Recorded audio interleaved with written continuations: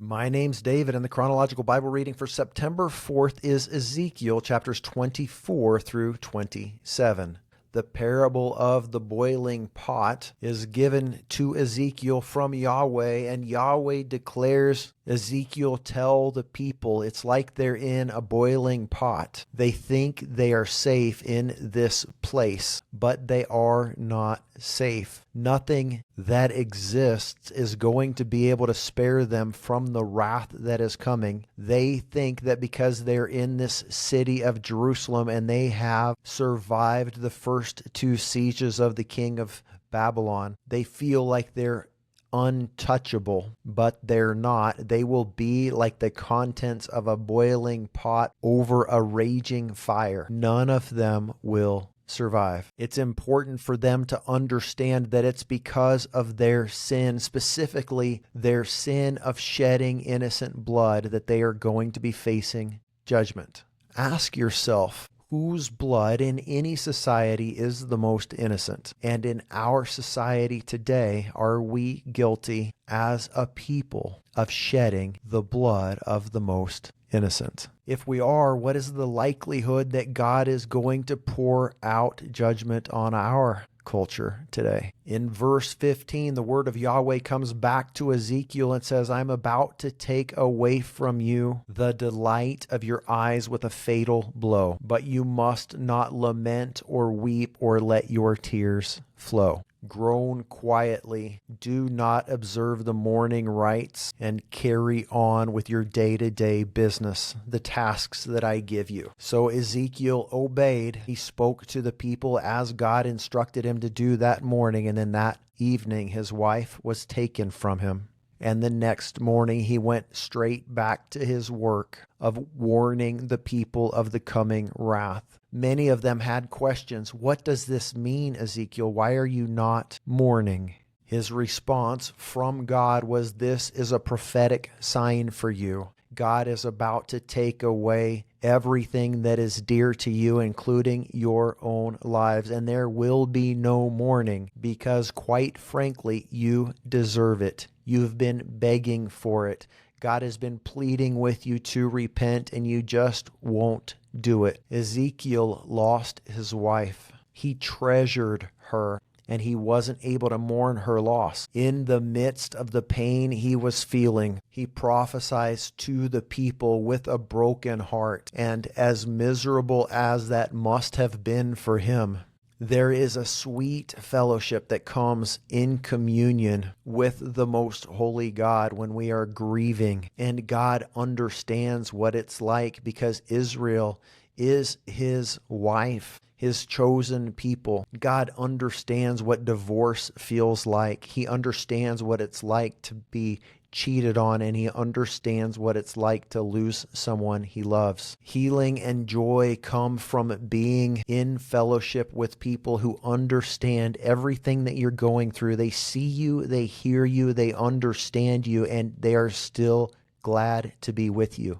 Ezekiel was suffering mightily during this time, and God knew all of what he was feeling, and God was still embracing him, loving him, assuring him, and giving him the grace to carry on. Because of this tragic loss of his wife, no one in Israel to whom he was prophesying was able to say, you don't know what we're going through. Another lesson we learn through this story is that God is more concerned with our holiness than he is with our happiness. And he knows for the faithful who understand that their reward is in the next life, Ezekiel's reward awaited him. So he embraced the tribulation of loss, of persecution, and of heartbreak. In chapter 25, Yahweh tells Ezekiel to prophesy against the Ammonites.